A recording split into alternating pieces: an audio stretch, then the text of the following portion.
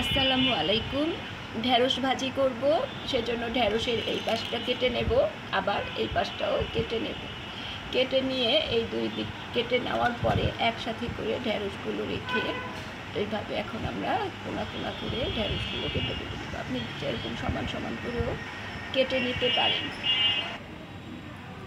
দেখুন, এইভাবে ঢেঁড়সটা আমরা কোনা কোনা করে কেটে নিয়েছি।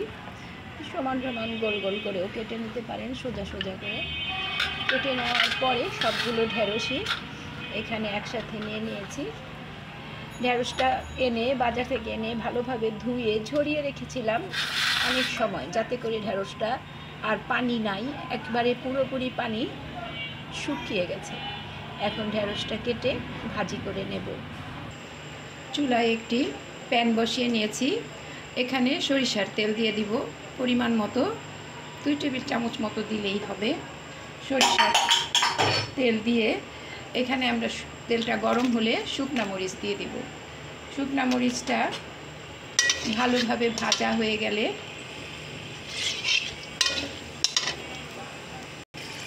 শুকনা মরিচটা ভাজতে ভাজতে তেলটা প্যানের চারিদিকে একটু সরিয়ে নেব।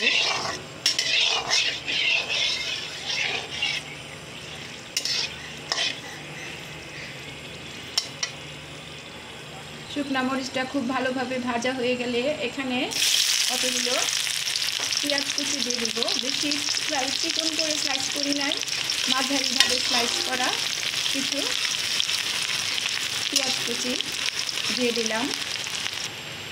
এবার এখানে দিয়ে দিব হলুদ, মরিচ, ধনে জিরা গুঁড়া একসাথে করে 1 টেবিল চামচ করে দিলাম।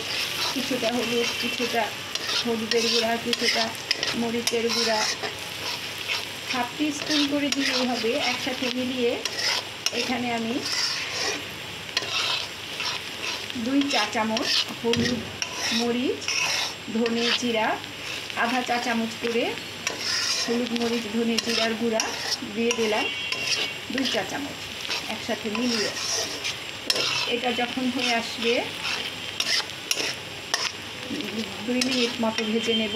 ভেজে নেওয়ার পরে একটা সুন্দর গন্ধ বেরোবে। এখানে আমরা আলাদা করে তেল দেব না এই ভাজিটার ভিতরে। এখন এখানে লবণ দিয়ে দিব, পরিমাণ মতো লবণ দিয়ে দেওয়ার পরে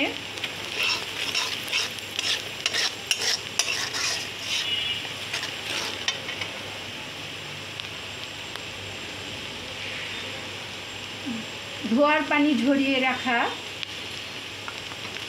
ঝরানোর পরে ধোয়ার পরে পানি ঝরানোর যে ধুয়েছি সেই পানিটা ঝরে গিয়ে শুকিয়ে গেছে যখন ঢেঁড়সটা, সেই ঢেঁড়সটা আমরা কেটে নিয়েছি, সেই ঢেঁড়সটা দিয়ে দেব। এখন চুলার আঁচটা মিডিয়াম লো হিটে আছে। এইটা ভালোভাবে ঢেঁড়সটা এই মিডিয়াম লো হিটেই ভালোভাবে নাড়াচাড়া করে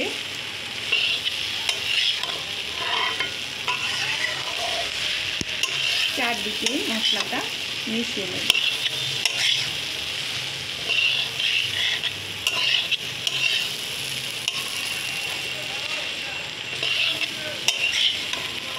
যেহেতু আমরা লবণ দিয়েছি,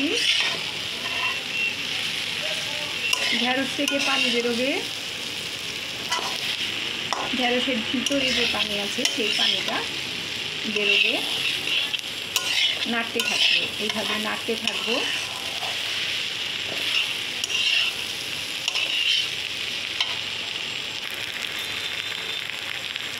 পাঁচ মিনিট খুব ভালোভাবে এদিক ওদিক করে 5 মিনিট নেড়ে নেওয়ার পরে এখানে একটু লেবুর রস দিয়ে দিব। আমি এখানে একটা লেবুর অর্ধেকটা লেবুর রস দিচ্ছি।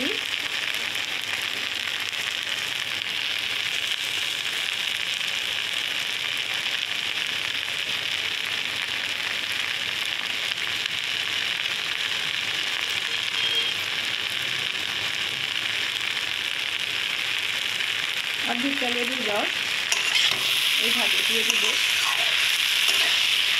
এখানে দিয়ে আবারও খুব এপাশ ওপাশ করে ভালোভাবে নেড়ে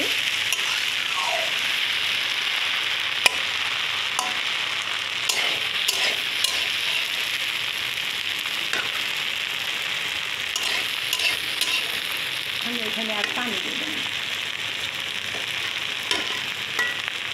ঢেকে দেব। ঢেকে 5 মিনিট পর ঢাকনা সরিয়ে উপর নিচ করে দেব এইভাবে।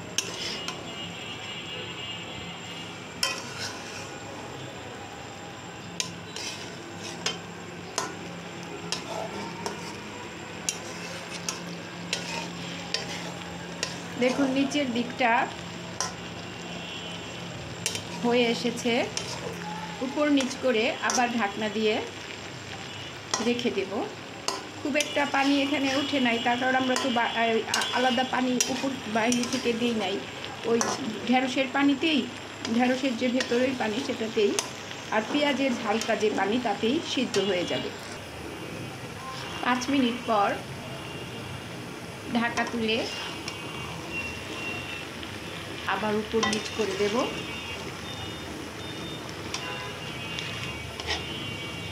দেখুন পরিমাণ মতো ভিজা ভিজা আছে এইভাবেই।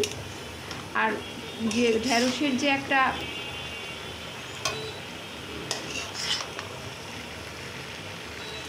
জেলো ভাব হয় সেটা হয়নি লেবু দেওয়ার কারণে। এইভাবে উপর নিচ করে ঢাকা চাপা দিয়ে রেখে দেব আরও 5 মিনিট। 5 মিনিট পরে এখনই দেখুন এটা মোটামুটি হয়ে এসছে, তারপরেও দেখুন সিদ্ধ হয়ে গেছে। ঢেঁড়সটা পুরোপুরি ভালোভাবে সিদ্ধ হয়ে গেছে। তো এটা এখন আমাদের আরেকবার রেখে দিলে একবারে সম্পূর্ণ খাওয়ার উপযোগী হয়ে যাবে। তারপর এইভাবেই পরিবেশন করে দেখাবো এবং খেতে খুবই ভালো লাগবে এইভাবে ঢেঁড়স ভাজি করলে। ঢাকা দেওয়ার আগে আর কিছু কাঁচামরিচ দিয়ে ঢাকা দিয়ে রেখে দিচ্ছি আরও 5 মিনিট।